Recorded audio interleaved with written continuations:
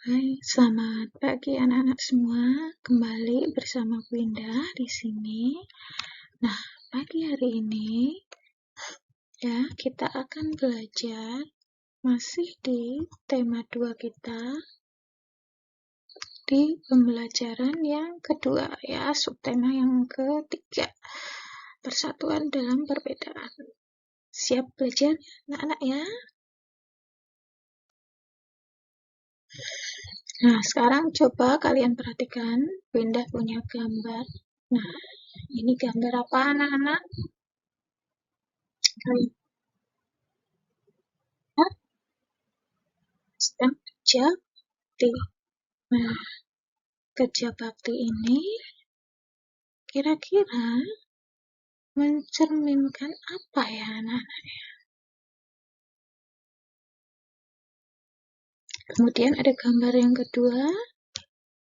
Nah, ini juga gambar anak-anak sedang berdiskusi atau bermusyawarah. Nah, ini mencerminkan apa juga? Nah, dari kedua gambar ini, dan bisa simpulkan ya, menunjukkan persatuan dan kesatuan. Ya, sesuai dengan sila yang keberapa? Betul, sila yang ketiga. Nah, sesuai dengan sila yang ketiga, bahwa persatuan dan kesatuan itu sangat penting ya dalam kehidupan kita sebagai negara Kesatuan Republik Indonesia.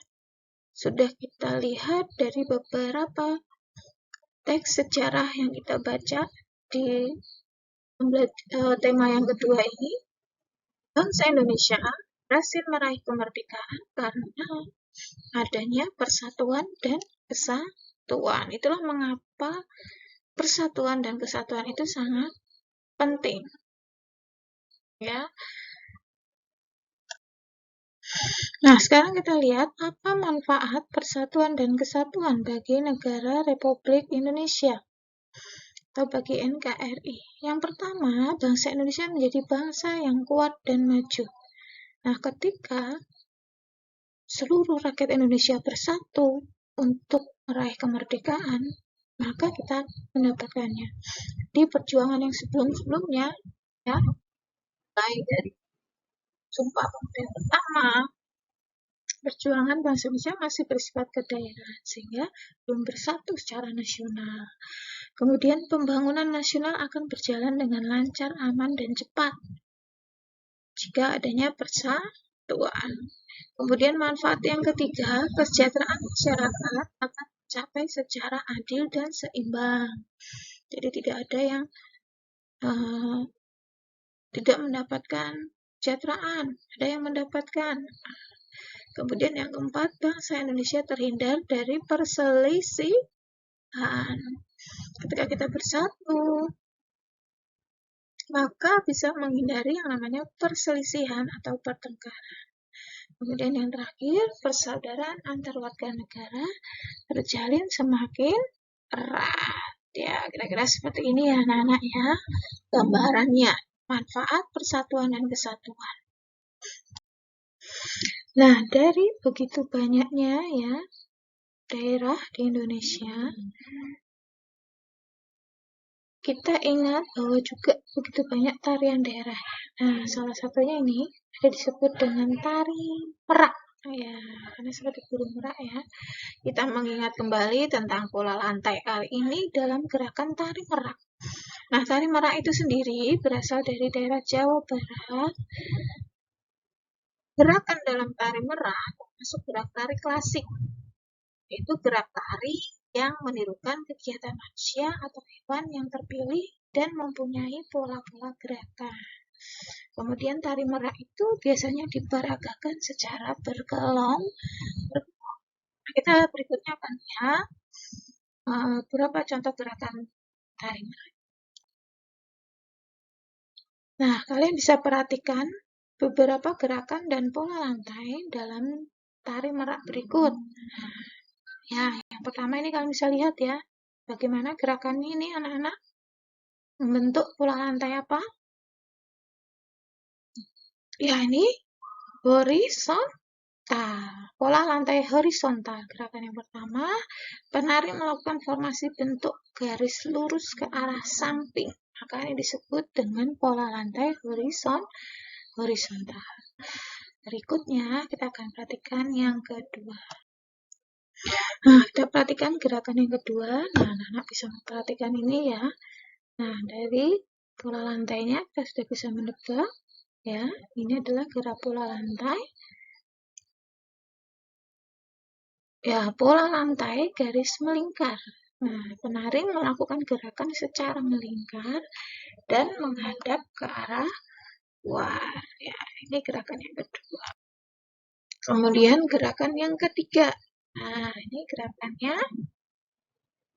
tarik. Ya, saling berhadapan, itu pola lantai garis lurus yang diagonal.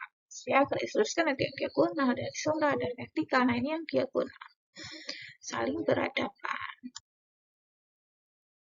Kemudian yang keempat, nah ini bentuknya masih berupa pola lantai garis lurus yang diagonal tapi saling berlawanan. Ya, kira-kira seperti itu ya, anak-anak ya. Ini contohnya. Nah, jika anak-anak tadi sudah kita pelajari pola lantai dari tari merak, sekarang perhatikan ini ada tari gambyong ya dari daerah kita Jawa Tengah.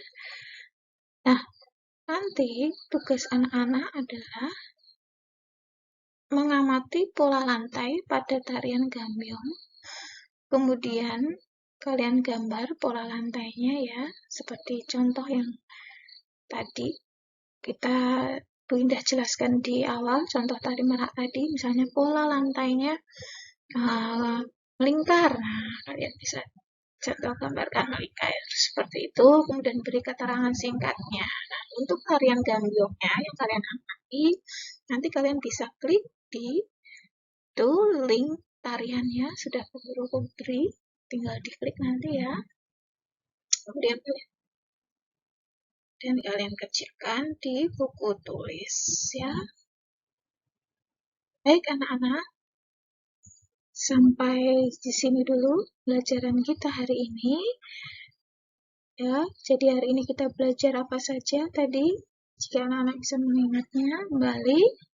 Ya, yang pertama, tadi kita belajar tentang manfaat persatuan dan kesatuan. Kemudian yang kedua, kita belajar tentang pola lantai. Ya, kita mengingat pola lantai.